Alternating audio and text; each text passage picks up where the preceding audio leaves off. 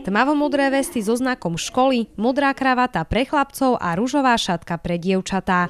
To tvorí základ školskej rovnošaty. Myšlienka vznikla už pred niekoľkými rokmi, keď sme to videli v jednej poľskej družobnej škole a veľmi sa nám to páčilo, čo to vlastne robí s tou atmosférou školy. Túto novinku, ktorú má na Slovensku len niekoľko prevažne súkromných stredných škôl, najprv skúšali u žiakov, ktorí boli na službe.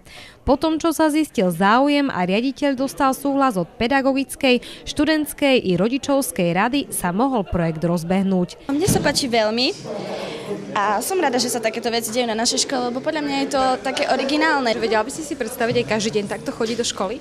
Je to síce také zvláštne, že ja som si nevedela predstaviť, ale páči sa mi to.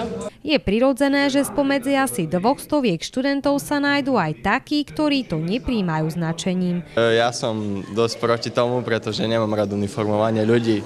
Príde mi to ako troška návrat do komunizmu. Celá naša myšlienka je, že nie dennodenne, ale raz v mesiaci, kedy máme určený nejaký sviatočný deň.